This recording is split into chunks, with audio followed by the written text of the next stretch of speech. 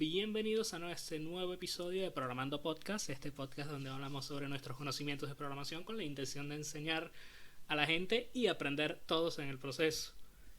En este episodio de hoy vamos a seguir con los temas de backend debido a todo esto del coronavirus. Estoy solo yo, Alexander, y en este episodio vamos a hablar sobre esta nueva moda que venimos escuchando desde hace ya algunos años, que es la arquitectura de microservicios. Muy seguramente si estás desarrollando, si llevas trabajando en algún trabajo de programación, si vienes desarrollando aplicaciones para alguna empresa, probablemente te hayas encontrado con esta arquitectura de microservicios, porque es esta cosa nueva que es lo más hot ahora, que se viene usando, pero ya está, ya hoy por hoy se usa, ya hoy por hoy las empresas lo están tomando en cuenta, entonces cada vez lo estamos viendo más y más. Si es una empresa pequeña, probablemente lo está tomando como algo nuevo ahora, pero la mayoría de las empresas ya hoy por hoy lo están usando. Entonces, ¿qué es esta arquitectura de microservicios? ¿De dónde viene? ¿De dónde nace? ¿Por qué se volvió tan popular? Y para poder entender esto, tenemos que entender cómo se hacían antes las aplicaciones en el pasado. En el pasado, si teníamos una aplicación Java, eventualmente teníamos lo que se llamaba un Java Monolith, que es nuestro código que progresivamente con el tiempo se iba volviendo cada vez más extenso, porque cada vez con el tiempo había nuevos requerimientos y nuevas cosas que hacer y nuevas cosas que implementar y nuevas cosas que testear y nuevas cosas que ir agregando. Así que con el tiempo estos códigos se volvían lo llamado y temido Java Monolith. Estos códigos eran de cierta forma una snowball. Ellos venían, tú tenías una aplicación, tal vez empezaste una aplicación desde cero, te decían: trabaja en esta aplicación que va a permitir que el usuario se cree una cuenta, y tú hacías tu aplicación que permitía que una persona ingresara un usuario y su contraseña y se creara una cuenta dentro de ese servicio. Perfecto. Ahora necesitamos que los usuarios que se hayan registrado puedan hacer una operación de insertar, una operación de hacer algo, lo que sea. Así que ahora a tu aplicación tenías que agregarle eso. Muy bien, ahora tenemos que hacer un back office, una versión de administradores de la aplicación que permita a los administradores ver qué han hecho las personas que han insertado cosas en esta aplicación. Por ejemplo, si es un banco, el registro historial de cosas que se han hecho en el banco. Si es Mercado Libre, las compras que has hecho. Y si es, por ejemplo, en este caso Mercado Libre en un banco que mueven dinero, necesitas alguna plataforma que maneje esa transacción. Entonces todo esto se le había que anexar también testing, se le había que anexar todas las cosas que tenías que hacer sobre este proyecto que estabas haciendo, que con el tiempo iba de nuevo creciendo más y más, y hay que agregarle esta funcionalidad, y hay que agregar esta otra cosa, y hay que agregar esto que va a hacer que interactúe con esto, y hay que hacer 1.000 millones de cosas hasta que esta aplicación se volvió un monstruo que nadie quería deployar porque nadie sabía exactamente cómo hacerlo, porque siempre te ha lanzado un error. Si tenías que agarrar este proyecto e instalarlo en una nueva computadora, te iba a dar 3.000 errores porque es gigantesco. Compilarlo te podía tomar media hora o más.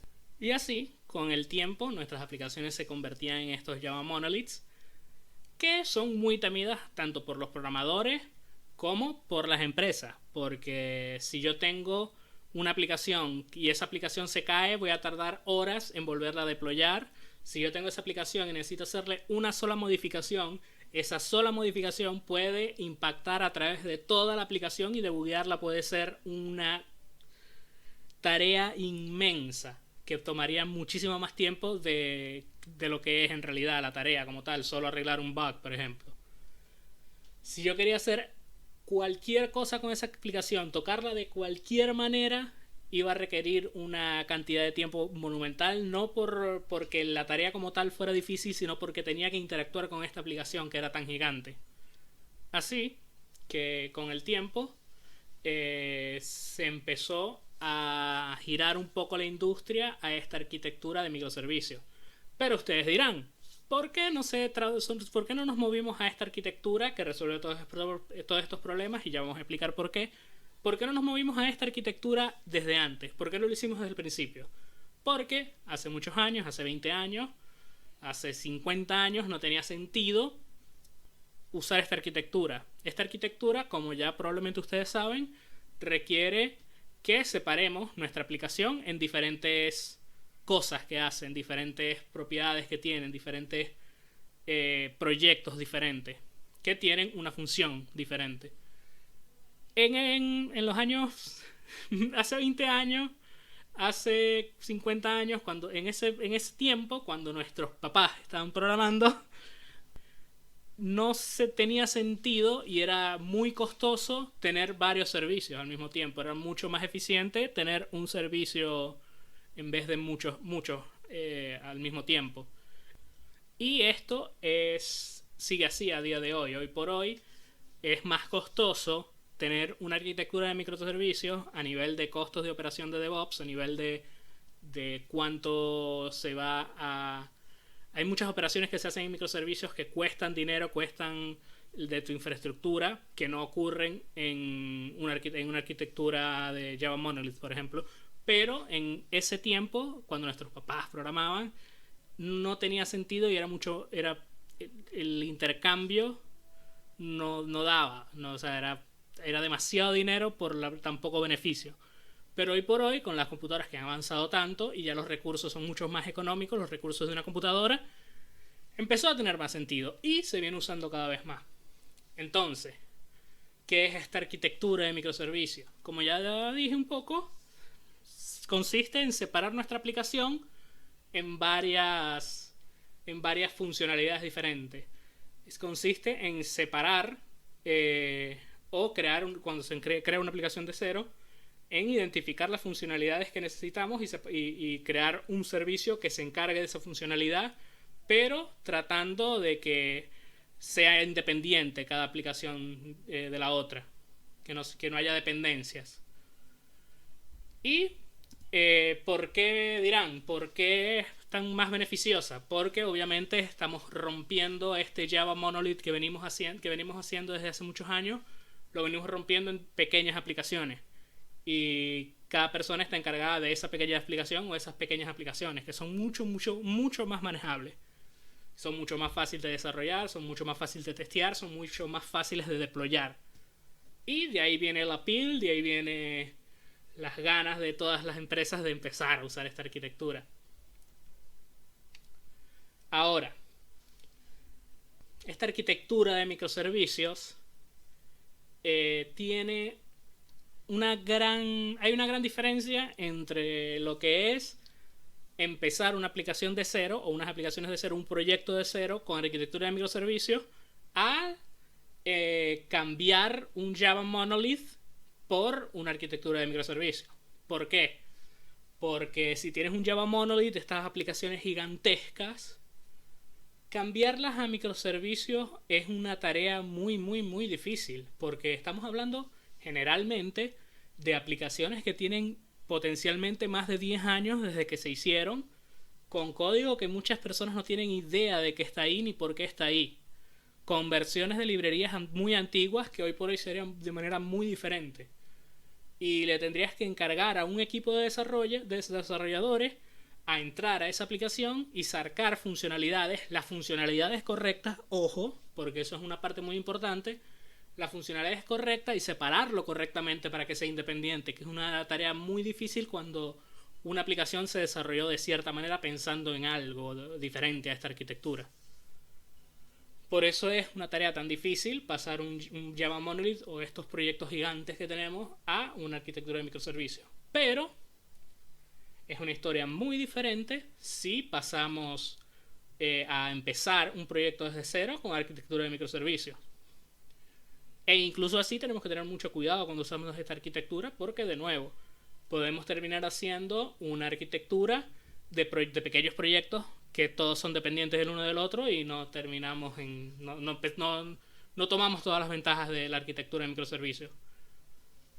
sea, es algo que hay que tener muy en cuenta, es algo que hay que ver muy bien, te tienes que asegurar de que el ambiente donde lo vas a hacer es el correcto. ¿Cuál es este ambiente? Un ambiente donde todos sigan metodologías ágiles que permitan que puedas ver la aplicación creciendo y asegurándote que todo se está haciendo bien, y tiene que haber una buena cultura de DevOps, porque deployar estas aplicaciones es un poco más complejo que un Java Monolith, porque un Java Monolith sí se tarda, sí es costoso porque va a tener muchos errores, pero lo deployas y ya. Una aplicación de microservicios son muchas aplicaciones que se van a ir deployando, tienen que tener un orden, tienen que tener diferentes características entre ellos que tienen que ser tomados en cuenta. El challenge cambia un poco. Ahora, ¿cuáles son las ventajas de estos microservicios? Al los microservicios estar separados, son diferentes aplicaciones separadas, hace que entrar a este proyecto sea muchísimo más fácil. El entrar a un proyecto, el contratar a alguien y que empiece a trabajar y que empiece a producir a este proyecto sea mucho más fácil, porque si trabajas en un Java Monolith, muy probablemente al entrar te encuentres con una abrumadora cantidad de código de la cual tienes que analizar y entender antes de empezar a poder producir tu propio código sin generar errores gigantes dentro de tu aplicación, porque recordemos que cualquier línea de código que se modifique puede terminar ocasionando un bug en cualquier otra rama del código, aunque a pesar de que no estén relacionados, porque así funcionan los Java Monoliths. Pero en una arquitectura de microservicios tú entrarías dentro de una aplicación específica y te encargarías de una pequeña, potencialmente pequeña, aplicación con sus propias funcionalidades, y eso hace el onboarding, de cierta manera, el onboarding a una aplicación mucho más fácil, el entrar a producir código en un proyecto. También estas arquitecturas permiten que la forma en la que guardes información sea mucho más flexible. Es decir, cada aplicación dentro de la arquitectura de microservicios tiene su propia base de datos o su propia forma de guardar información que le convenga. Una aplicación puede necesitar la información de cierta manera y por eso le es mejor usar una base de datos específica y la otra no. Una puede tener Oracle, la otra puede tener Postgre porque necesitan Postgre, la otra puede tener bases de datos como Mongo, por ejemplo, necesitan NoSQL y es perfecto. O sea, no hay problema en la arquitectura de microservicios. En un Java Monolith tú necesitas todo en una sola base de datos. Y como sabemos, eso no es escalable cuando tienes 1.000 millones de clientes. Así que si tu aplicación es muy grande, probablemente microservicios te ayude. Microservicios te ayuda a escalar y que tu aplicación sea mucho más flexible. Y obviamente Google y todas estas empresas gigantes, Amazon, Facebook, necesitan escalabilidad. Los microservicios también te permiten, además de ser flexible con base de datos, te permiten ser flexibles con tu código. Es decir, esta aplicación puede empezar con proyecto Java que hace un blogging. Pero también puede tener una aplicación Python que se encarga de hacer un cálculo de impuestos, por decirlo así. Y después tiene otra aplicación en cualquier otro lenguaje que se les ocurra, en Golang, porque necesitan hacer algo asincrónico. Y así va. O sea, te adaptas a lo que tengas y a lo que necesites. Eso es lo bueno de estas arquitecturas. ¿Qué pasa? Si tienes una aplicación Java Monolith y tienes 10 equipos dentro de tu empresa que pueden trabajar en esa aplicación, y de esos equipos solo 5 saben Java y el resto saben C# o C++, puede haber un challenge entre que todos se aprendan Java para poder trabajar en una aplicación Java o en la aplicación en el lenguaje que tengan. Cuando tienes arquitectura de microservicios, puedes determinar y separar actividades de manera que cada quien trabaje en lo que sabe. Esa es otra de las facilidades que te da la arquitectura de microservicios. Otra de las ventajas que tendrían los microservicios es a la hora de deployar, yo en vez de deployar una sola aplicación que va a tener muchos errores y va a ser difícil, yo tengo varias aplicaciones para deployar. Que como ya dije, eso aumenta complejidad en la forma en la que se deploya, aunque ya hoy tenemos herramientas para facilitar eso. Pero también facilita que deployemos aplicaciones o cambios de una manera mucho más fácil. Porque si tenemos muchos servicios separados y solo se actualiza una de las aplicaciones, tumbamos esa aplicación y deployamos una nueva. No tenemos que deployar todo desde el principio. Eso facilita y ayuda mucho en esta arquitectura. Otra de estas ventajas que vienen con usar microservicios vendría siendo también la forma en la que trabajamos en una aplicación con microservicios, porque generalmente se reparten las tareas y cada quien puede trabajar modularmente dentro de las aplicaciones que necesita en las que va a trabajar. Es decir, yo puedo estar trabajando en una aplicación, una pequeña aplicación que se va a encargar de manejar los pagos, mientras que otra persona puede estar trabajando en una aplicación que se encarga del login tranquilamente, y no necesitamos conectarnos, no necesitamos ponernos de acuerdo el uno del otro hasta mucho más adelante. En una aplicación de Java Monolith esto es diferente, necesitamos estar coordinados en lo que vamos a hacer y podemos pisar nuestro código y pueden ocurrir muchas cosas que hagan que este proceso sea mucho más lento. Otra de las ventajas de esta arquitectura de microservicios viene siendo el monitoreo de seguridad. Se vuelve un poco más fácil en una arquitectura de microservicios. O sea, por default sería, o sea, desde un principio lo podríamos ver como algo difícil porque son 1000 millones de aplicaciones que tenemos que monitorear, a diferencia de una sola. Pero esto tiene ventajas. Esto lo podemos aprovechar ya que al estar separado y estar cada proyecto separado de los otros, podemos generalmente encontrar el error, encontrar la vulnerabilidad, encontrar que estamos comprometidos dentro de nuestra arquitectura más fácilmente, encontrar como que la raíz del problema. Y también es más fácil desconectar este módulo y reemplazarlo por algo que ya no tenga este error, o es más fácil separar la causa del error de nuestro código sin romper toda la arquitectura. O sea, porque como ya sabemos, cada proyecto es independiente y por ahí dañamos una funcionalidad, pero no todo el servicio deja de funcionar. Ahora vamos con las desventajas. Y esto es algo que muchas veces ninguna empresa toma en cuenta, muchas veces las pasamos por alto, es algo que es muy común. Hablamos y nos hablan de un sueño, que los microservicios vienen aquí a resolver todos los problemas, y no es así. Es una arquitectura como todas las demás, que hoy por hoy tiene muchas ventajas que debemos aprovechar y que son muy buenas, pero como todo en esta vida tienen complicaciones, tienen desventajas, y es algo que tenemos que tomar en cuenta antes de empezar nuestra aplicación o antes de empezar nuestro proyecto de cambiar nuestro Java Monolith a una arquitectura de microservicios. Así que vamos a ver poco estas desventajas. ¿Qué podría salir mal con empezar una arquitectura de microservicios? Nuestros jefes probablemente nos vienen diciendo que este es lo mejor que se ha inventado desde la creación del pan. Esto es lo mejor que pasa, esto es lo mejor que podemos hacer, este es el futuro, esto es lo nuevo, esto es lo que va a romper todo lo que sabemos. Bueno, entre las desventajas podemos encontrar, como ya lo dije, que son más complejos. Es más complejo con el tiempo ir anexando cada vez más aplicaciones a nuestro microservicio. Y una de las cosas que pasa en una arquitectura de microservicios es que cada equipo sabe de sus aplicaciones. Y solo eso. Y eso está bien, pero muchas veces falta lo que llamamos the scope, el scope completo de la aplicación.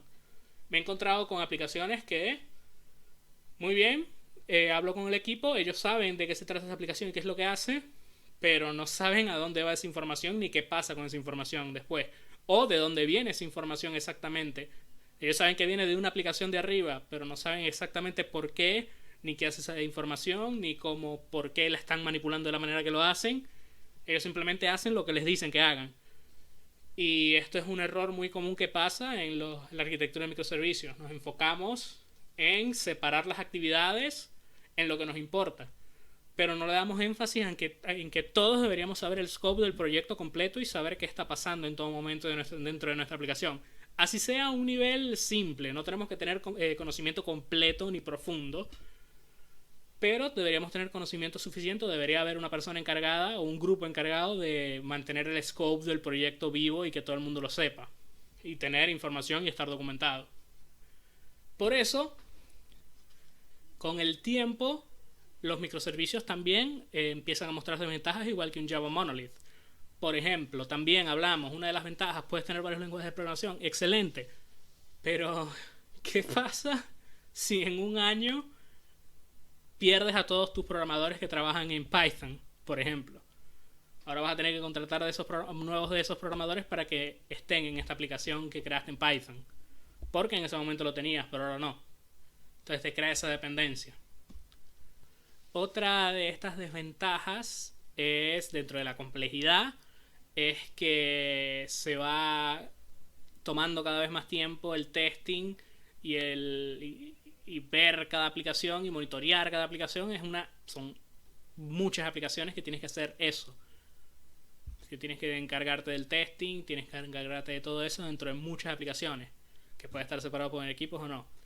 Eso hace que la organización necesite herramientas de automatización, y por eso es que las vemos cada vez más y más.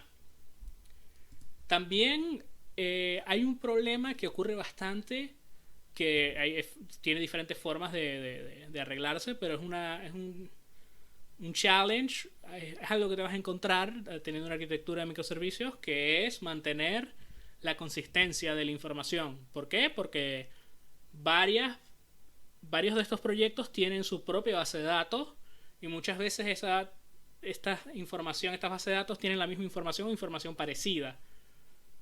¿Y qué pasa si yo modifico esa información? ¿En qué base de datos se modifica primero? ¿Y cómo le dices a las otras bases de datos que hubo esa modificación y la tienes que cambiar? Y este cambio tiene que ocurrir antes de que se permita alguna interacción dentro de esa cuenta que tenga ese cambio.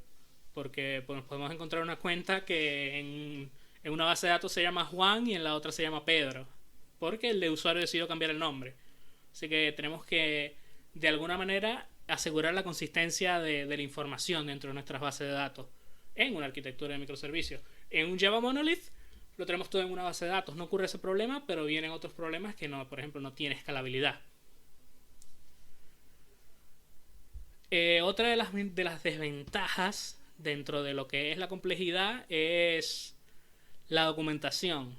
Tienes una documentación o varias documentaciones por cada proyecto que tengas. Así que se vuelve cada vez más difícil, como ya dije, entender el scope completo del proyecto, porque tienes tanta documentación una encima de otra.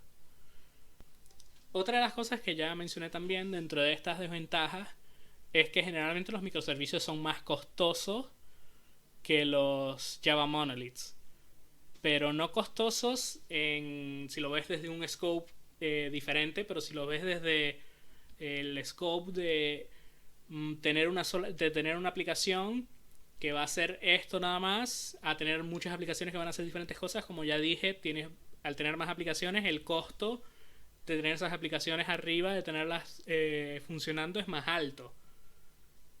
Los costos que te ahorras al usar microservicios es en quitarle complejidad a este código y en quitarle que el desarrollo dentro de nuestro código, dentro de nuestros proyectos, sea mucho más fácil por todas estas ventajas que ya vengo diciendo, de que el onboarding es mucho más fácil, por ejemplo, y hacer cambios dentro de una arquitectura de microservicios es mucho más fácil que en un Java Monolith.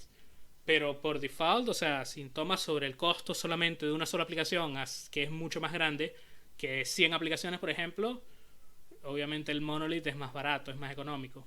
Dentro de estos mismos costos que hablamos sobre el costo de los microservicios, de una arquitectura de microservicios en vez de un Java Monolith, tenemos que tener en cuenta también que la forma en la que se comunican estas aplicaciones que vamos a tener es a través de HTTP requests, a través de mensajerías, a través de diferentes cosas que requieren una llamada remota de alguna manera un HTTP request o algo para comunicarse. Y esto va a hacer que nuestro volumen de información en llamadas remotas aumente. Esto puede hacer que nuestra red se vuelva más costosa mantenerla porque tenemos muchas más llamadas. Y esto hace que también tengamos que tener en cuenta a la hora de hacer nuestros microservicios cómo limitar estas llamadas si es necesario. Todo depende de qué tan grande es nuestra aplicación. También necesita más recursos, una arquitectura de microservicios, porque al estar los servicios separados, como cada aplicación requiere tener su propio recurso de CPU en runtime. Vas a necesitar más herramientas, más servidores, vas a tener muchas más API y, o sea, todo esto va agregando costo. Todo esto va agregando a que estos microservicios sean más costosos. Otra de estas desventajas de los microservicios es también al nivel de seguridad. Ya hablamos que una de las ventajas es a nivel de monitoreo. Sí, pero todo también tiene sus drawbacks. Y es que a la arquitectura de microservicios, al usar tantos HTTP requests, estamos exponiendo información que si fuera un Java Monolith se llamara a través de un servicio y ya. Pero aquí, al ser un HTTP request, estamos poniendo en riesgo esa información. Al estar cada aplicación cada uno dentro de su propio contenedor, estamos de nuevo exponiendo cada vez estos sistemas a la red, lo que puede ocasionar que tengamos potenciales ataques, como ya dije en el capítulo de los top 10 de OWASP. Todo lo que no guardemos, todo lo que no mostremos, todo lo que no estemos exponiendo no puede ser robado. Y así pues nos encontramos con la última desventaja, que al menos a mí se me ocurre. Puede haber más, incluso que puede haber más ventajas que no he pensado. Pero dentro de la última desventaja que tenemos es la cultura de la empresa. Es algo que puede ocurrir tranquilamente, que lo escuchamos como esto es lo nuevo, esto es lo que hay que hacer, y no le ponemos atención a que para que esto funcione tenemos que tener otra mentalidad a la hora de desarrollar esta aplicación. Tenemos que ver las cosas desde otra perspectiva. Tenemos que verlo con las ventajas que tiene y aprovechar esas ventajas y tener mucho cuidado al desarrollar estas aplicaciones, porque igual podemos terminar con un monstruo que nadie sabe cómo funciona. O sea, esta arquitectura ayuda, pero no te va a asegurar que el resultado final sea el deseado. Porque todo eso depende de nosotros los desarrolladores, de los arquitectos, de las personas de DevOps, de toda esta gente que necesita unirse y hacer un plan real de cómo proceder sobre esta aplicación con la cultura necesaria, con la forma de ver este problema correcta. Tenemos que ponernos de acuerdo en muchas cosas para hacer que esto funcione correctamente y que de verdad veamos los frutos de una arquitectura de microservicios. Ahora que hablé de todo esto, ¿qué les recomendaría yo que investiguen? Una de las cosas que pasa con esto de microservicios es que, creo que ya lo mencioné, que la parte de DevOps se vuelve mucho más importante. Y de hecho, generalmente los desarrolladores y la gente de DevOps están mucho más unidas, están mucho más comunicadas, porque es mucho más necesario dentro de esta arquitectura. Así que se ve cada vez más que los desarrolladores empezamos a aprender a usar Docker, empezamos a aprender a usar Kubernetes, empezamos a aprender a usar todas estas herramientas para poder mantener nuestra arquitectura de microservicios. Empezamos, si necesitamos deployar en la nube, si necesitamos hacer todas estas cosas que de verdad son necesarias desde cierto punto, que aprendamos, porque de verdad nos van a ayudar. Pero es eso lo que les diría que investiguen. De nuevo, arquitectura de microservicios, van a encontrar mucho más en la internet de lo que yo les puedo decir. Y también investiguen de Docker y de Kubernetes. Probablemente hable de Docker en un próximo episodio futuro, tal vez el siguiente, quién sabe. Y también quién quita que también hable de Kubernetes. Pero sí, investiguen, aprendan, sigan, comenten, denle like. Y sí, díganos qué les parece este capítulo, qué quieren que hablemos, cuál es el futuro de ustedes para la programación. ¿Creen que esta arquitectura de microservicios es de verdad lo que tenemos que usar? ¿Deberíamos irnos tal vez a una arquitectura de DDD, de Domain Driven Development, para nuestro Java Monolith o lo que sea que tengamos? ¿Cuál creen que es el futuro? ¿Esto es lo nuevo? ¿Esto es algo que va a desaparecer con el tiempo? Coméntenos y nos vemos en el próximo episodio.